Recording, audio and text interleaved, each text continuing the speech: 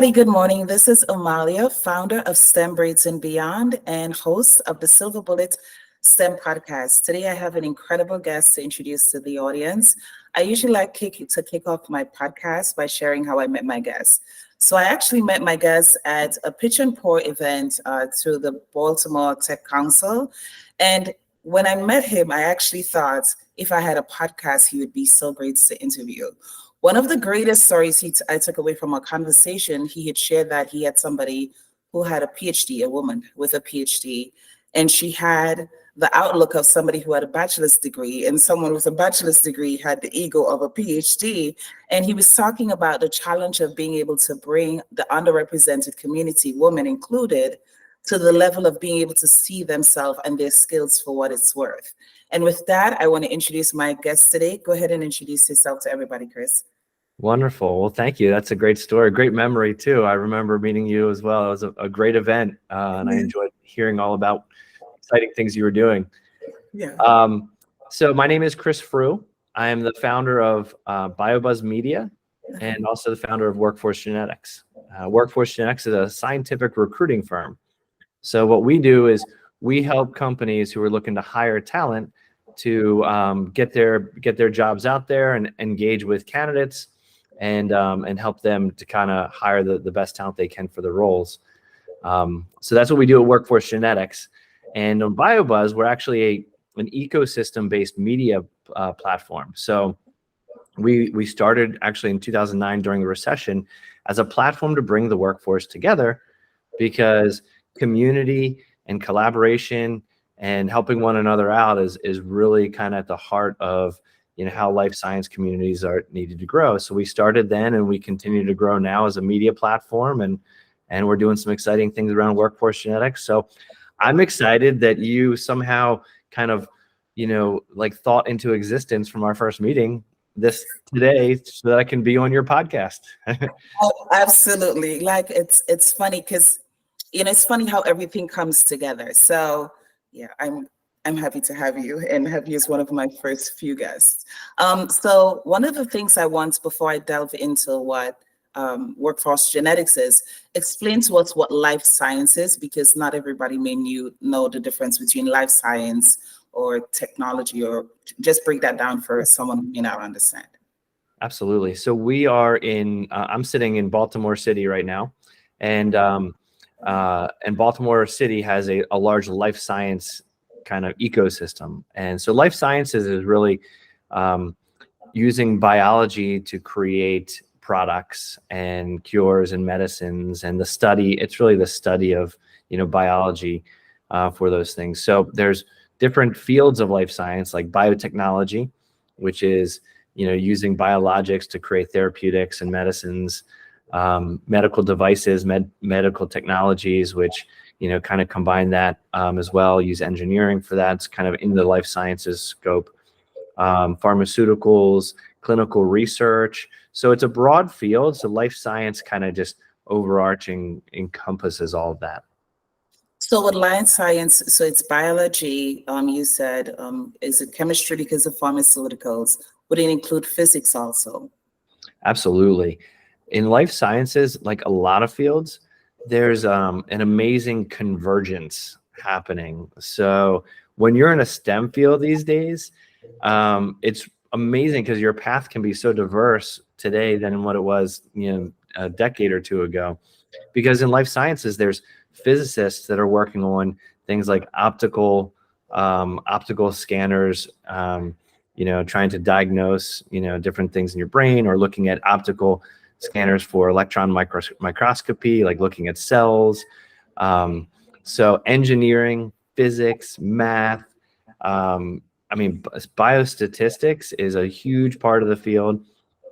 And even technology. In life sciences, they're using AI for some incredible things right now, to make drugs cheaper and make them faster. So there really is a convergence. But traditionally, you think of biology and chemistry, and you think of biochemistry, and you think of a lot of these more laboratory bench type fields. But these days, it really kind of has broadened a lot.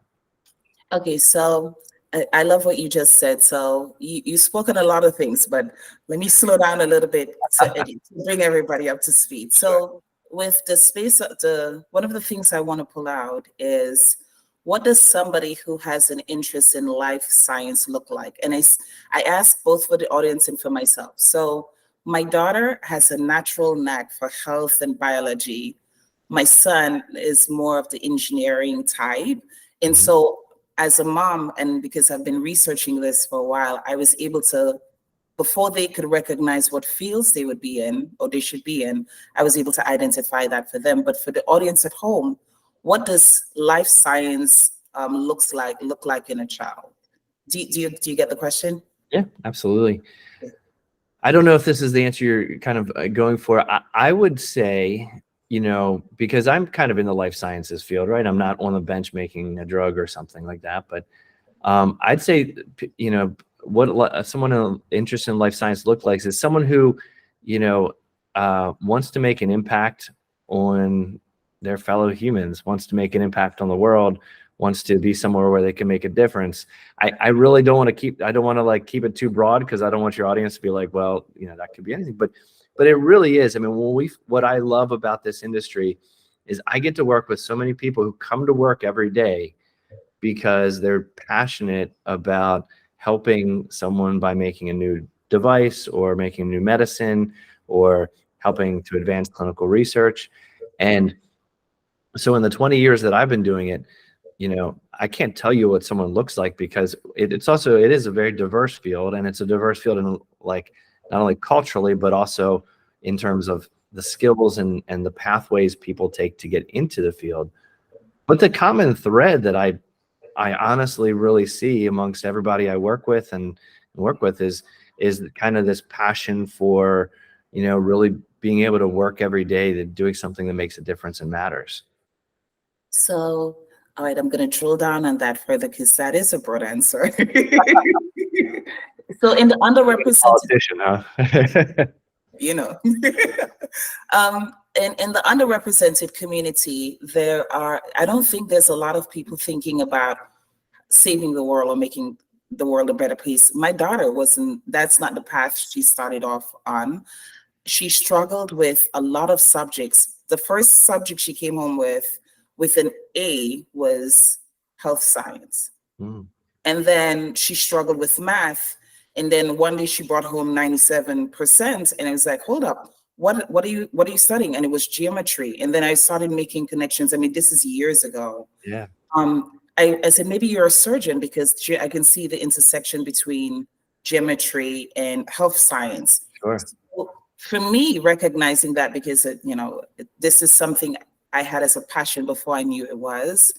So she didn't start out wanting to change the world. Yeah.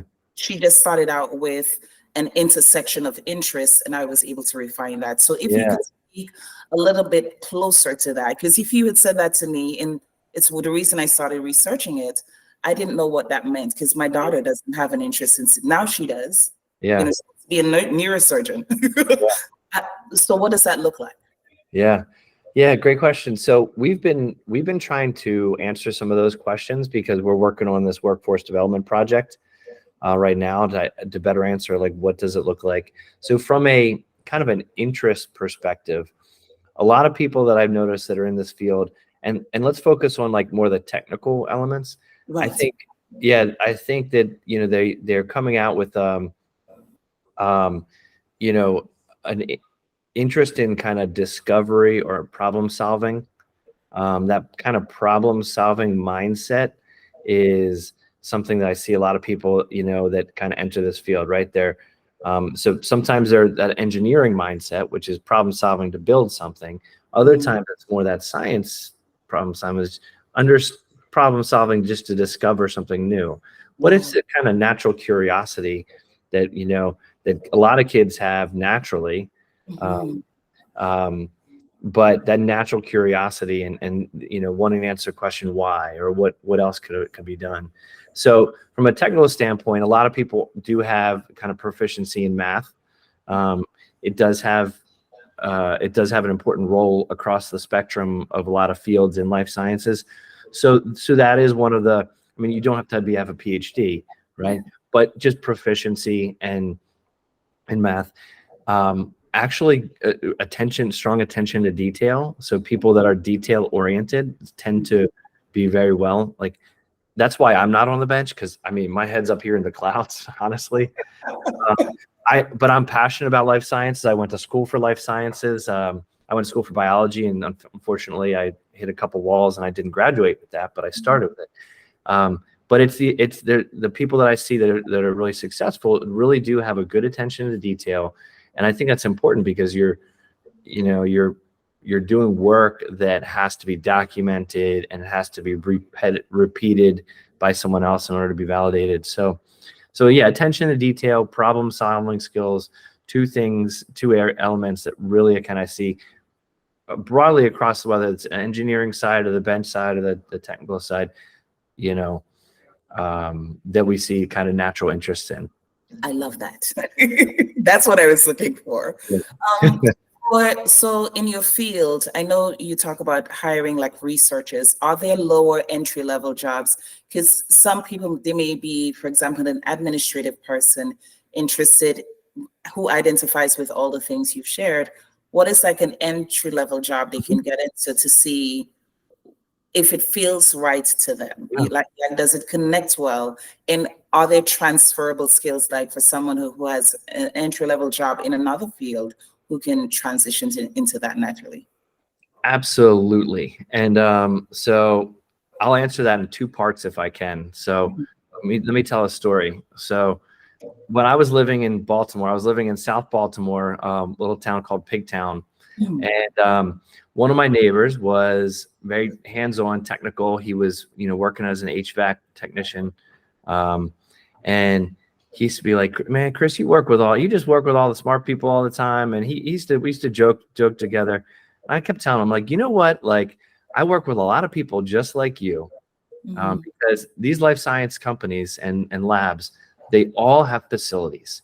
They all have administration, right? So a lot of the roles you might see in a traditional business also exist in the life sciences field. So, and they're good entry points to get into. And what I told him was, like, the difference is in life sciences, the HVAC technicians are making $20,000 more a year. He was like, what?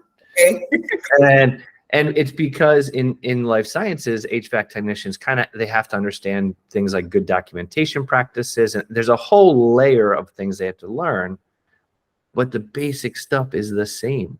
Wow. So there's a lot of different ways for you to take transferable skills and apply that into a life sciences track for your career. And my hope is that we can help more people learn that, because life science companies do offer stability. Their pay is usually a little higher than some other traditional business paths. And they do offer tremendous, often tuition reimbursement. So that's a story of like a direct story that I hope that your audience can kind of take away. Yeah. But in general, so BioBuzz is working actually on a career pathways platform. And we are working on a grant right now that we hope to get in the next 60 to 90 days to really help raise awareness of life science careers to underrepresented communities and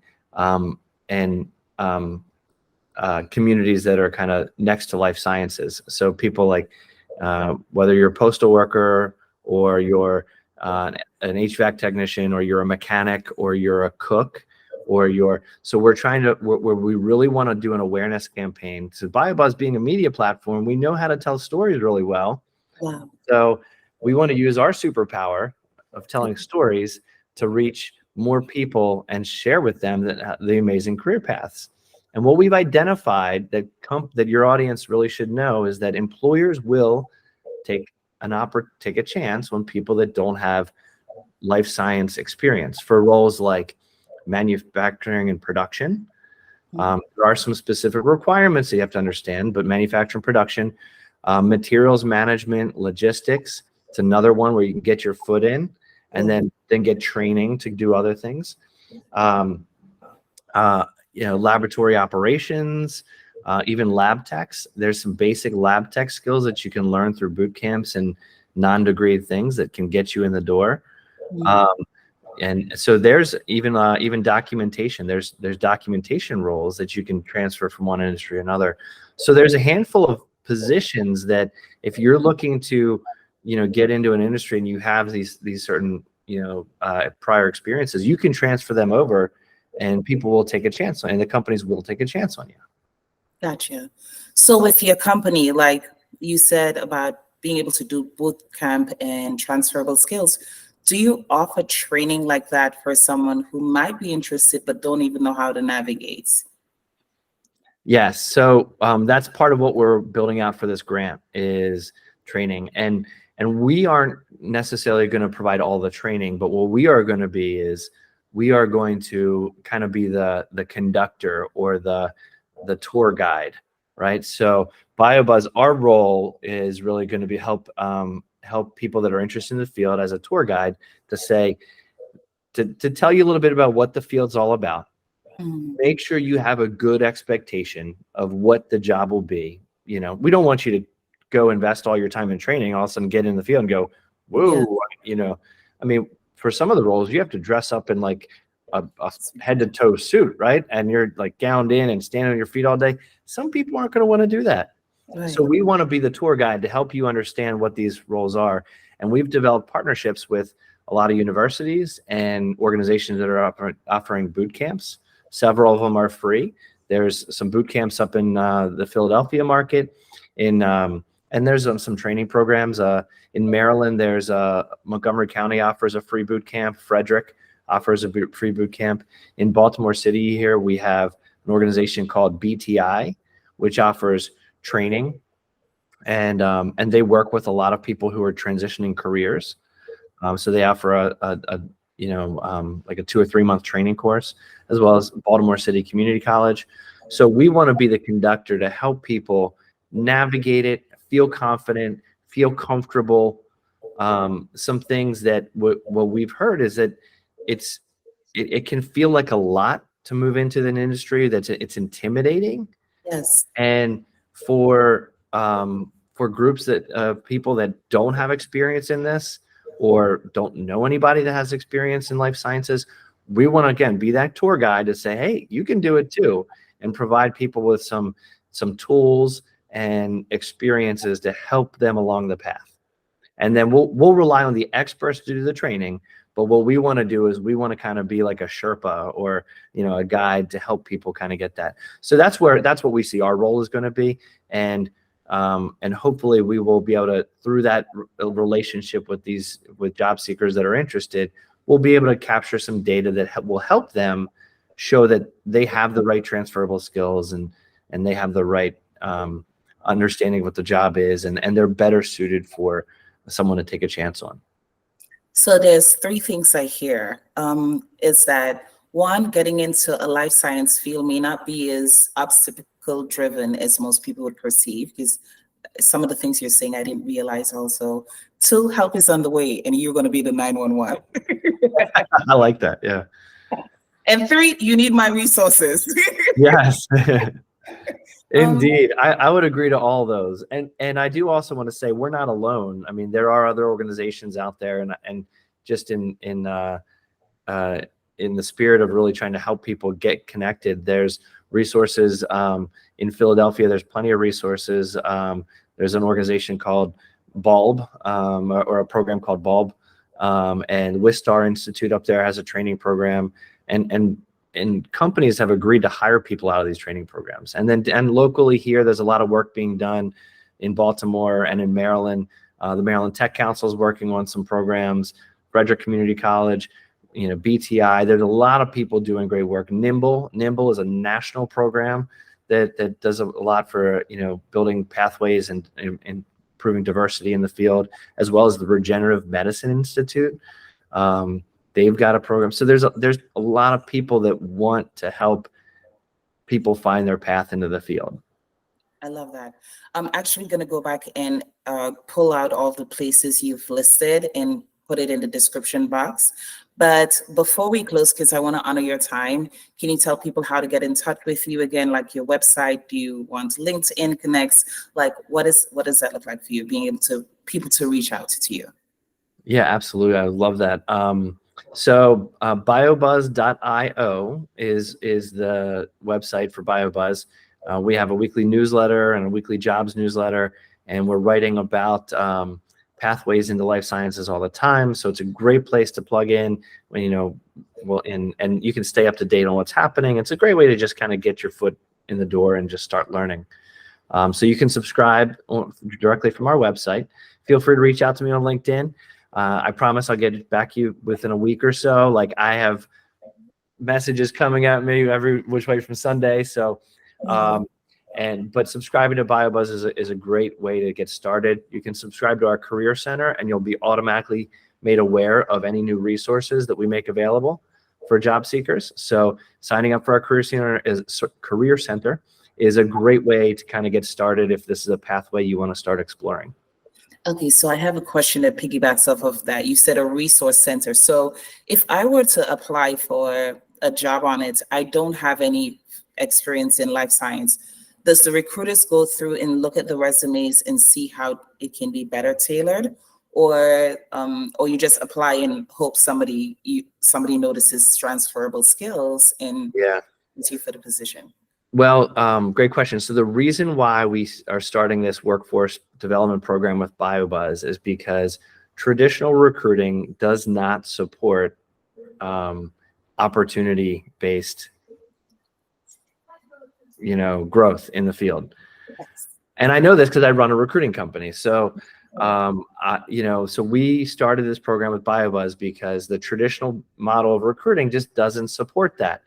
So we identified that and said, well, we think we can create some better ways to help people that want to get in the field. So we're actually raising money now for BioBuzz to advance some of these programs, and we'll have an online talent marketplace where employers can come and look at profiles of people that are interested, and our technology will help showcase people's profiles in a way that employers it'll de-risk the hire and say, well, this person really has the transferable skills.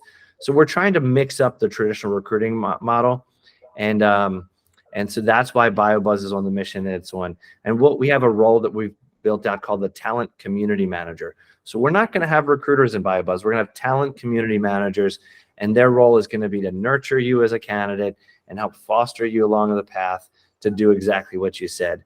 The recruiters are liable to our clients. So clients are usually hiring recruiters to hire experienced people who've done it before, who are in the field. And again, that doesn't necessarily align with what you and I are talking about today, which is how do we create more equity in the life science space and make it a place where, more people can have access to the jobs. And there are a lot coming. There's 30,000 jobs in the next 10 years coming in this field because of cell and gene therapy, which is a newer part of the field. So there's a lot of opportunity. I really encourage your listeners to explore it, sign up for BioBuzz, the Career Center, and learn about some of the opportunities. And I'll provide you some other resources for the show notes here as well. But yeah, I hope that we see a lot of more people that are interested in this field, and we want to be a resource to help you along that pathway. Absolutely. I love it. Thank you so much for your time. I'm going to go ahead and stop the recording. And if you want to just stand by just a little bit for me. Sure thing. Thank you for having me. This was great. Absolutely.